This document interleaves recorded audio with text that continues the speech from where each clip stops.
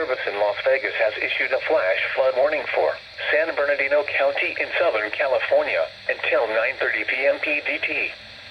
At 6:27 p.m. PDT, Doppler radar indicated thunderstorms producing heavy rain west of Needles.